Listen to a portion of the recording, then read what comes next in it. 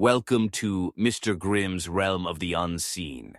I'm Mr. Grimm, your guide to the supernatural and the spine-chilling. If you crave thrills and mysteries, you're in the right place. Hit subscribe and join me as we explore the darkest corners of the unknown. Are you ready to face your fears? I awoke from a coma to nuclear war. I awoke in a haze, the world around me a blur of harsh white light and disorienting beeps. My head was pounding as though 100 drums were being played inside it. Every movement felt heavy, like I was swimming through thick molasses. I tried to open my eyes, but the effort seemed monumental. When I finally managed to focus, I found myself in a room that was starkly unfamiliar. The sterile white walls were stained with age and neglect, and dust lay thick on the surfaces. The heart monitor beside me beeped erratically, its rhythm frantic and uneven. The beeping was the only sound in the room, a harsh reminder that something was terribly wrong. My memory was foggy, a tangled mess of disjointed images.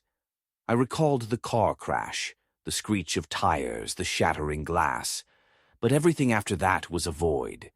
I struggled to move my limbs, which felt like they were encased in lead. I had to get out of this room, but my body resisted every effort. With a Herculean effort, I swung my legs over the side of the bed and attempted to stand. My legs buckled beneath me, and I collapsed onto the floor, the impact jarring my already aching body. I dragged myself across the room, reaching for the window.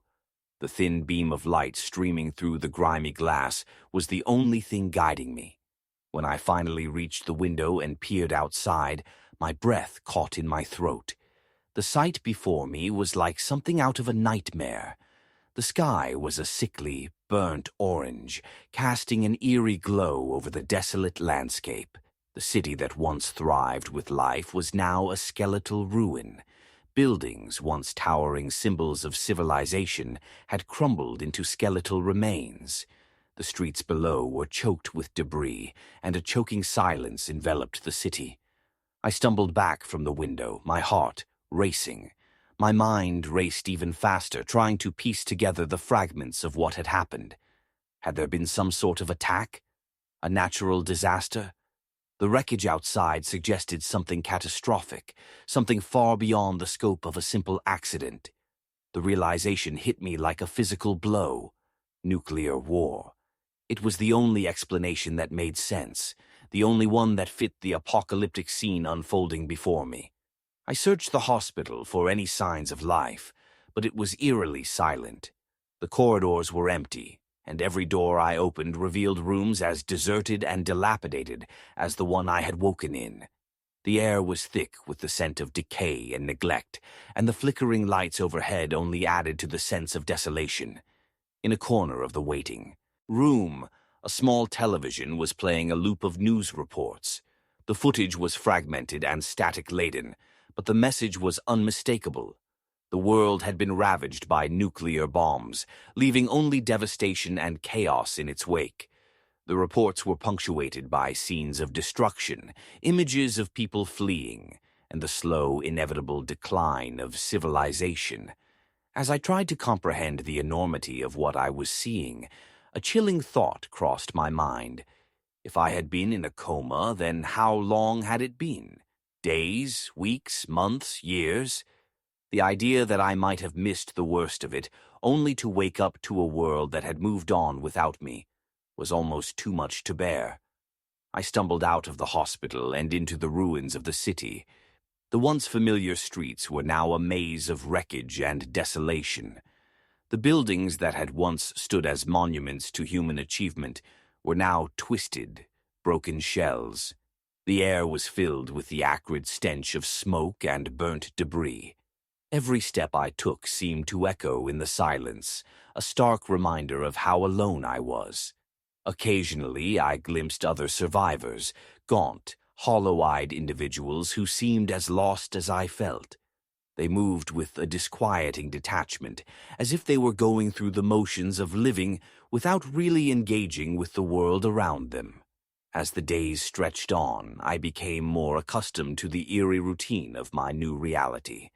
I scavenged for food and water, discovering that the once abundant resources of the city were now scarce and contaminated. The few stores and homes I entered were stripped bare, their contents either looted or destroyed.